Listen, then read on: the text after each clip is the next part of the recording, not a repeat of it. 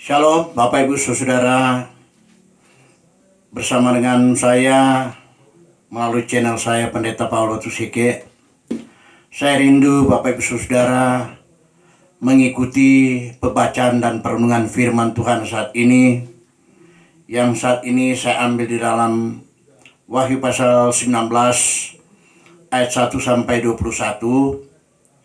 Ini kelanjutan sebagaimana janji saya akan tuntaskan, selesaikan kitab Wahyu ini. Dan saat ini sudah masuk pada pasal 19.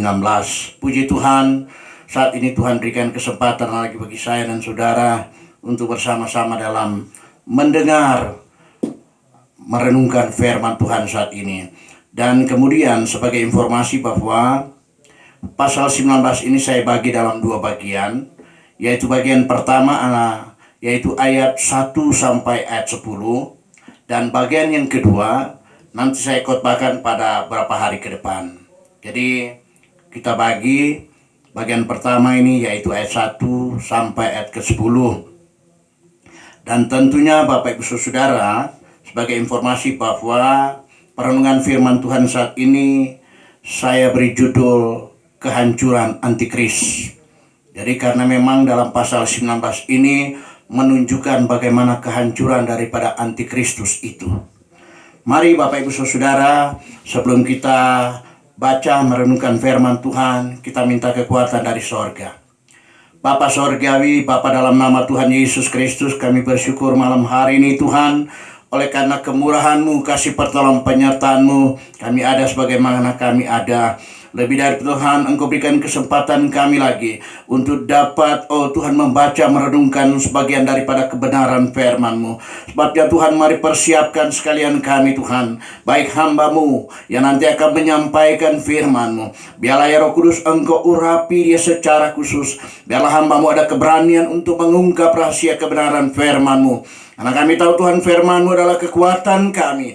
Firman-Mu adalah keselamatan kami. Sebabnya kami rindu diberkati saat ini dan persiapkan sekalian kami Tuhan. Setiap pendengar siapapun Tuhan yang bersama-sama melalui channel hamba-Mu saat ini, mempersiapkan mereka dan layakkan kami semua. Segala kesalahan dosa kami ampun Tuhan, dan kuduskan kami supaya kami berkenan diberkati oleh kebenaran firman-Mu saat ini. Terima kasih Tuhan, kami tidak izinkan kuasa kegelapan coba-coba mengganggu, menghalangi, merintangi pemberitaan firman-Mu. Kami satu hati dalam nama Yesus. Tuhan, Engkau hancurkan kuasanya, usir dia jauh dari kehidupan kami, kawal pagari kami di kuasa darah-Mu. Kami ada sukacita, ada damai sejahtera. Terima kasih banyak Tuhan, bersabdalah Engkau, kami siap sedia untuk mendengarkannya. Dalam nama Yesus kami berdoa, haleluya, haleluya, amin, amin. Mari Bapak Ibu Saudara, kita akan baca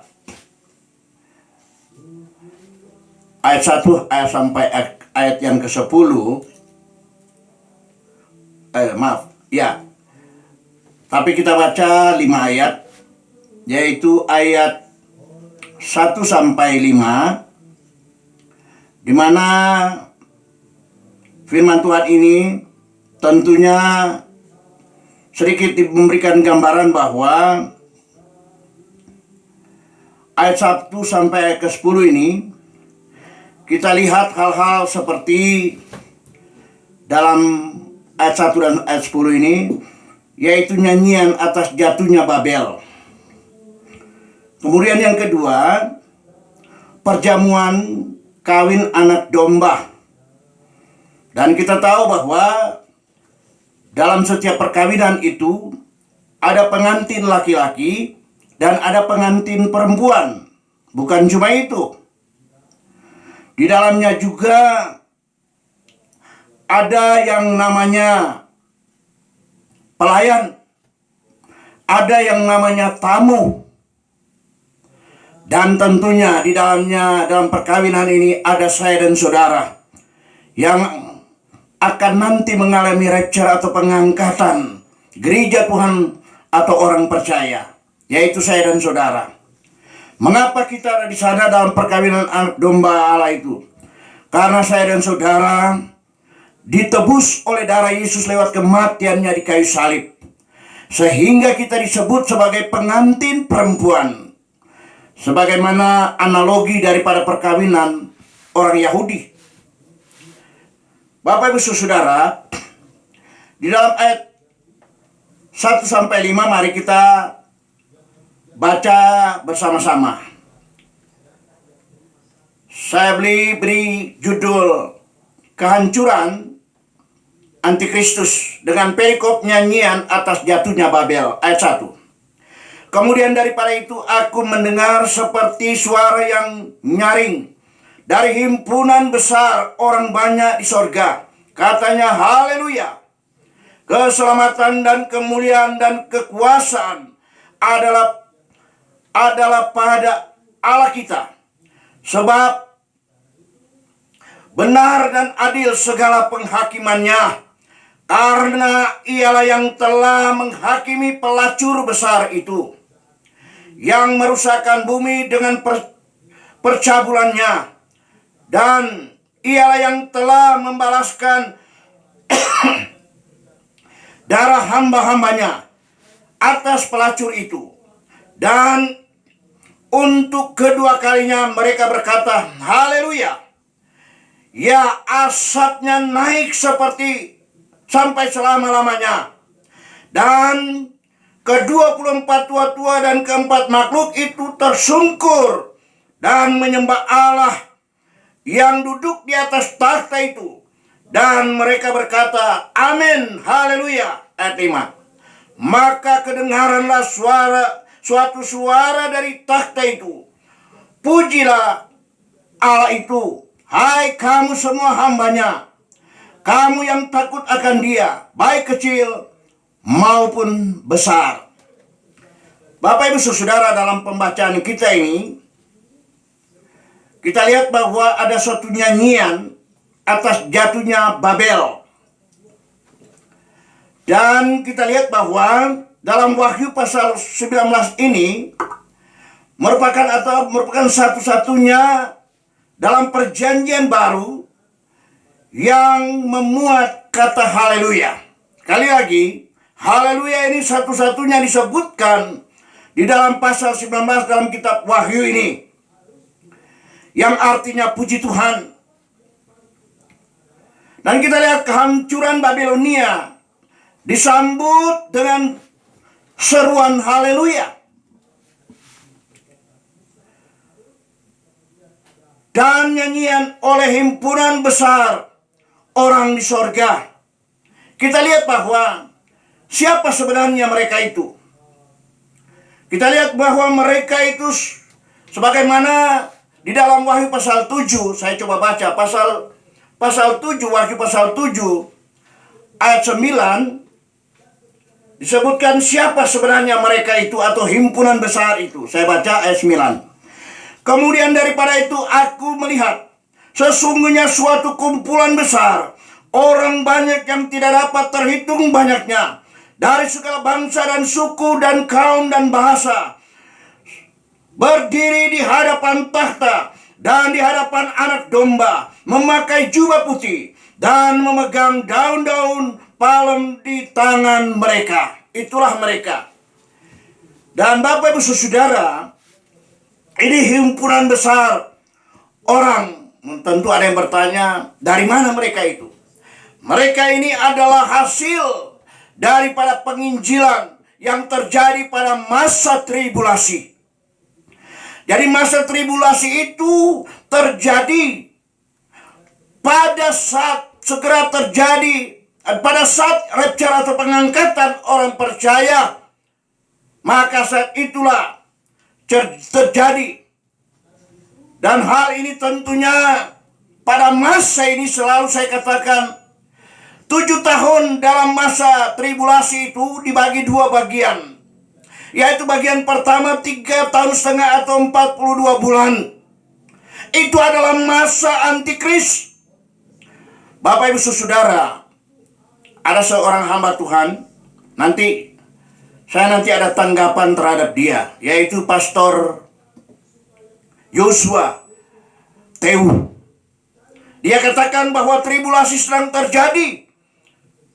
Kalau demikian, dia katakan sedang terjadi mulai dari tahun 2019 pada masa COVID itu. Dia katakan bahwa masa antikris itu sedang terjadi. Tidak, masalah COVID itu hal yang kecil, Bapak Ibu Saudara. Kalau dibandingkan nanti akan terjadi pada masa tribulasi adalah pencobaan besar. Tidak dan bukan yang dimaksudkan dengan COVID itu. Dan Bapak Ibu Saudara, dia menjelaskan seperti itu.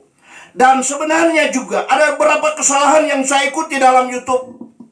Dalam videonya bahwa pelantikan antikris itu katanya sudah terjadi pada tanggal 6 bulan ini. Dan sampai saat ini tidak ada berita tentang pelantikan itu di bait Allah. Di bait Allah mana? Sementara bait Allah, bait suci belum didirikan. Itu nanti didirikan pada masa tribulasi antara orang Israel dan tentunya kerjasama dengan antikris.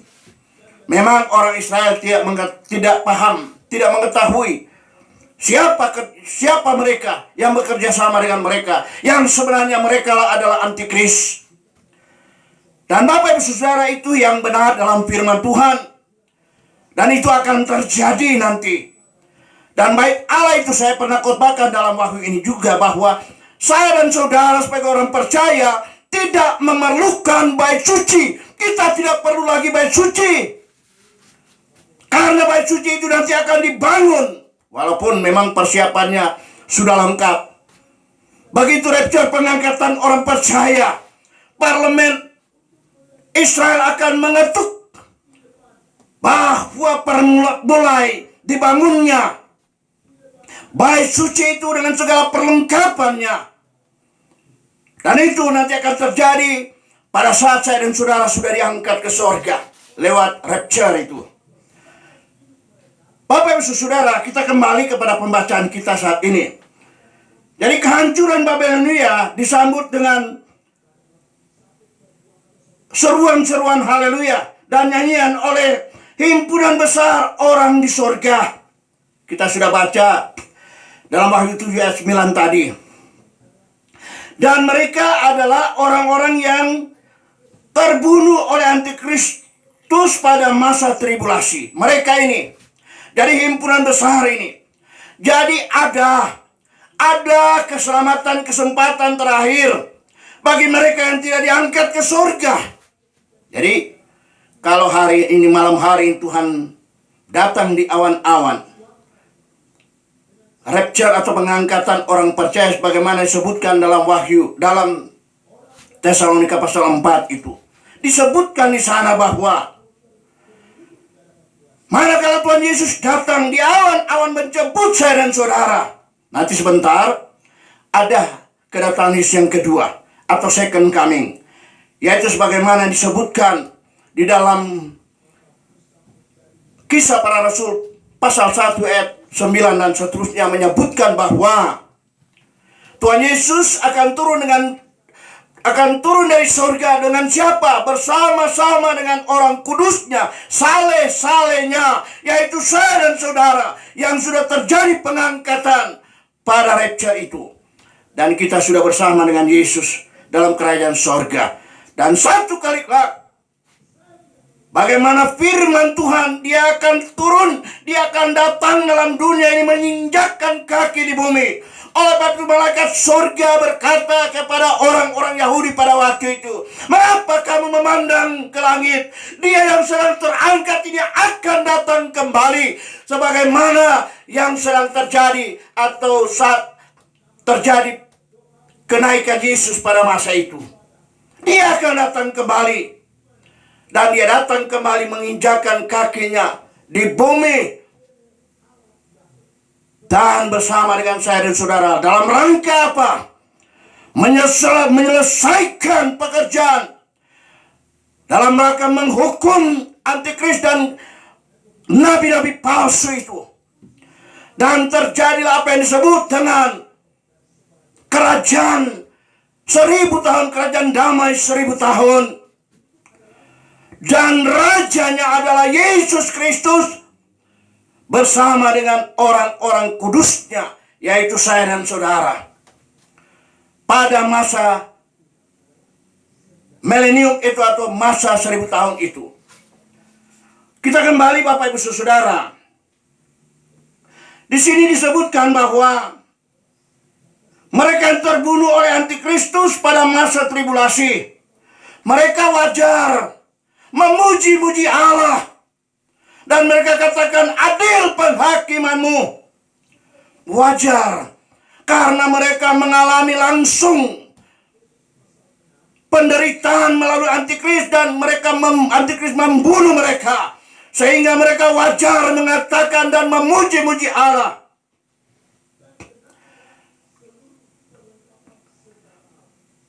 Sebab sumber penderitaan dan kematian mereka adalah antikris pada masa tribulasi. Karena masa antikris itu nanti akan terjadi pada saat saya dan saudara sudah diangkat. Dalam Yohanes sebutkan bahwa antikris itu sudah ada dari 2000 tahun yang lalu. Tapi yang dimaksudkan adalah roh-roh antikristus. Bukan antikristus yang sebenarnya, yang nanti akan terjadi pada masa tribulasi. Dan dia sedang mempersiapkan diri. Di lain pihak, saya setuju dengan Pastor Yosua Tewu bahwa rencana-rencana itu benar, sudah sedang dipersiapkan. Tetapi dia belum bekerja sepenuhnya. Dia masih ditahan oleh orang percaya. Siapa yang menahannya? Tapi kalau orang percaya sudah diangkat ke surga, dia akan bekerja sesuai dengan rencananya. Itu Bapak Ibu Saudara yang benar. Memang saya menunggu dasar-dasar firman Tuhan yang Pastor Teo sampaikan, tapi saya tidak temukan dan dia tidak sampaikan. Karena memang awalnya dia bilang ini prediksi. Prediksi tapi sudah menjurus kepada penafsiran. Dan hal itu saya memang menunggu sampai tanggal 6 bulan ini. Tanggal 6 sudah lewat. Pelantikan antikris di bait Allah itu, bait suci itu, tidak ada berita. Oleh sebab itu saya memohon klarifikasi dari hambanya. Mudah-mudahan dia keliru. Bukan dalam rangka penyesatan, tidak. Saya tidak menuduh dia menyesatkan, tapi dia keliru dalam menafsirkannya. Ini berbahaya. Bapak Ibu Saudara, dan mereka wajar untuk memuji Allah karena mereka telah dibunuh oleh antikris. Kemudian ayat 6 sampai ke 10, yaitu perjamuan kawin anak domba. Ayat 6 sampai ayat 10. Di dalam Alkitab satu-satunya istilah hari perkawinan anak domba Allah terdapat di dalam Wahyu pasal 19. Satu-satunya yang disebutkan perkawinan anak domba Allah ada di dalam pasal 19 dalam Wahyu ini. Dan Bapak Ibu Saudara, sebagai klarifikasi bahwa ini penting saya mengatakan bahwa bukan berarti bahwa perkawinan anak domba itu terjadi pada masa akhir tribulasi, tidak. Perkawinan anak domba Allah akan terjadi sesudah atau segera terjadi pada saat pengangkatan orang percaya. Saat itu dimulailah perkawinan anak domba Allah selama 7 tahun sampai berakhir pada masa tribulasi yang kedua itu. Dan kita lihat Bapak Ibu Saudara, di dalamnya tentunya kita selalu diingatkan bahwa hal ini benar, ya dan amin akan terjadi. Dan kembali bahwa rapture itu analogi daripada perkawinan orang Yahudi, yaitu akan terjadi segera setelah rapture atau pengangkatan orang percaya dan berlangsung selama 7 tahun. Ini perkawinan yang luar biasa, yaitu orang percaya bersama dengan Tuhan Yesus sebagai pengantin laki-laki. Setelah pesta itu selesai, Yesus akan turun kembali bersama dengan saleh-salehnya. Siapa saleh-salehnya? Itu adalah saya dan saudara yang sudah mengalami pengangkatan, yang sudah mengalami rapture itu.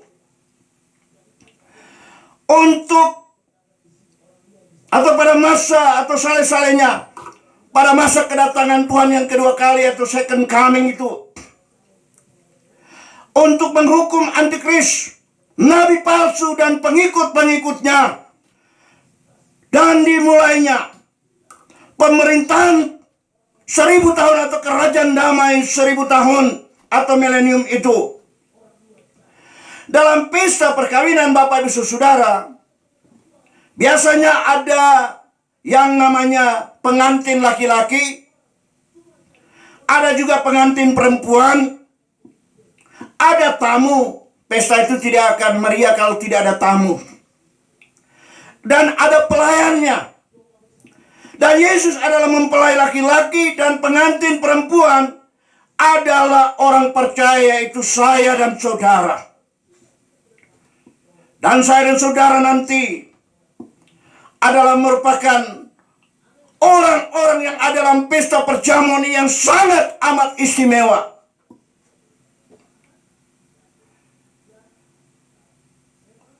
Kemudian ada tamu, dan ada suatu pertanyaan, siapakah tamu itu?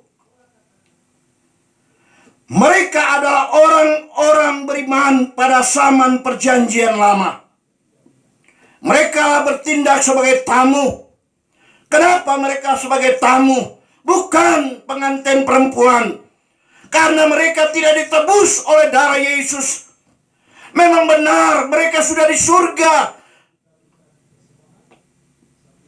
Mereka ada di surga. Tetapi mereka tidak disebutkan pengantin karena Yesus tidak membayar mereka dengan darah Yesus dan kematiannya. Dan Bapak itu selalu dipertanyakan, siapa sebenarnya tamu-tamu itu.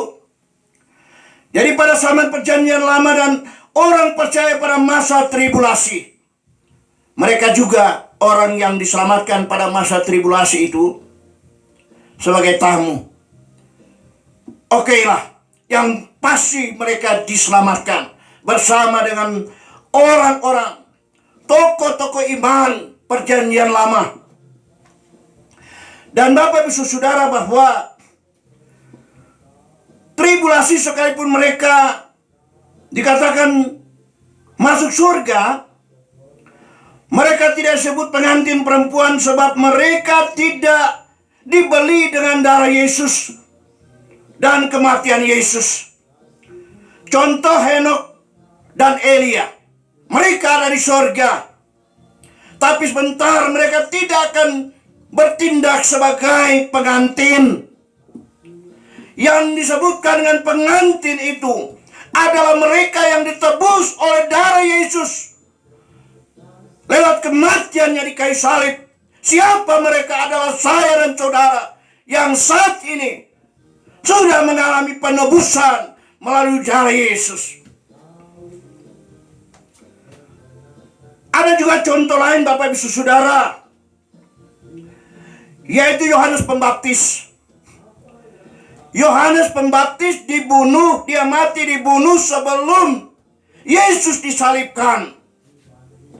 Oleh sebab itu Yohanes juga menyadari bahwa dia nanti akan bertindak sebagai tamu, bukan pengantin perempuan, tapi dia ada di sorga.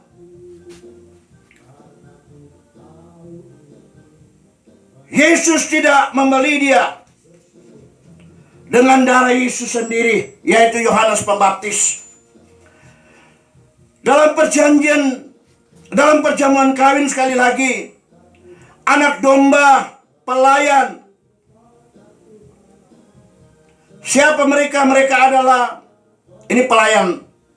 Jadi dalam perjamuan kawin anak domba nanti ada pelayannya. Siapa mereka? Mereka adalah malaikat-malaikat surga yang ditugaskan oleh Tuhan untuk melayani baik pengantin perempuan maupun tamu-tamu.